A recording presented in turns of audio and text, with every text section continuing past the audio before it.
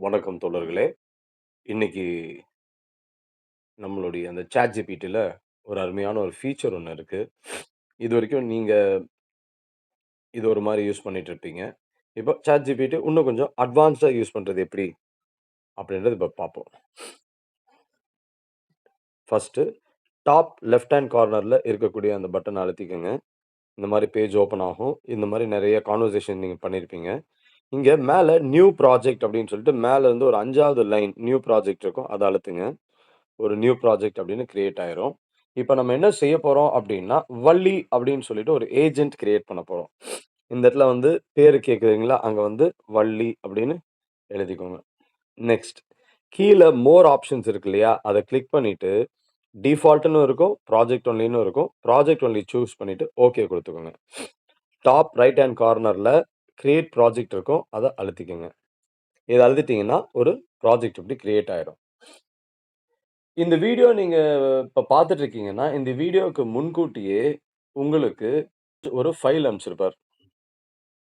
அந்த ஃபைல ஓப்பன் பண்ணி, அந்த ஃபைலுக்கு உள்ள இருக்கக்கூடிய விஷயத்த எல்லாத்தையும் காப்பி பண்ணி, நீங்க இப்ப கையில ரெடியா எடுத்து வச்சிருக்கணும். அவர் ஒண்ணு மெசேஜா அனுப்பிச்சிருக்கலாம், ஃபைலா அனுப்பிச்சிருக்கலாம், எப்படி இல்ல ஒரு லிங்க்கா அனுப்பிச்சிருக்கலாம். அந்த லிங்க்க அனுப்புனீங்கன்னா, அது ஒரு டாக்குமெண்ட் ஃபைல் ஓப்பன் பண்ணலாம். அதிலிருந்து கூட நீங்க எடுக்கலாம். ஆனால், அந்த உள்ள இருக்க அந்த ப்ராம்ப்ட்ட காப்பி பண்ணிட்டு, இந்த டாப் ரைட் ஹேண்ட் கார்னர் அந்த 3 புள்ளி இருக்குங்களா? அத அழுத்திட்டு 2வது லைன்ல இருக்கக்கூடிய எடிட் இன்ஸ்ட்ரக்ஷன்ஸ் அழுத்தணும். அழுத்தி முடிச்சுட்டு, இந்த சென்டர்ல ஒரு கிரே கலர் பாக்ஸ் இருக்கு இல்லையா? அதுல டைரக்ட்டா கொண்டு வந்து பேஸ்ட் பண்ணிறணும். பேஸ்ட் பண்ணி முடிச்சதுக்கப்புறம், டாப் ரைட் ஹேண்ட் கார்னர்ல இருக்கக்கூடிய அந்த டிக் பட்டன அழுத்திறணும். இப்போ இந்த மாரி ஒரு ஸ்க்ரீன்ல கடைசில வந்து நீங்க நிப்பீங்க. இங்க நீங்க ஒண்ணு டைப் பண்ணலாம். இல்லன்னா ரைட் சைட்ல அந்த மைக் பக்கத்துல இருக்கக்கூடிய அந்த வெள்ள கலர் பட்டன் இருக்கு இல்லையா? அத அழுத்தி நீங்க பேசிக்கலாம். இப்போதைக்கு நான் டைப் மட்டும் பண்றேன். ஹாய்.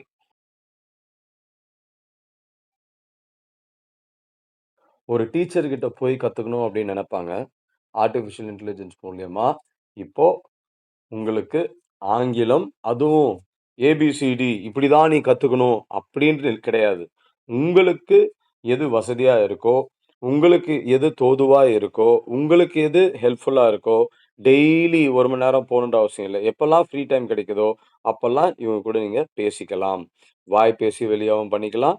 டைப் அடிச்சும் ஆல் தி பெஸ்ட். கட்டாயம் மீட்டிங் வரும்பொழுது, இதோட பிரயோஜனத்த பத்தி நீங்க பேசுங்க. இத யூஸ் பண்ணி நல்லா பேசுறது எப்படின்னு கத்துக்கங்க. ஆங்கில வழி பயிற்சி எடுத்துக்கங்க. பப்ளிக் ஸ்பீக்கிங் பயிற்சி எடுத்துக்கங்க. இது எல்லாமே வள்ளி உங்களுக்கு சொல்லி தருவாங்க. Thank you.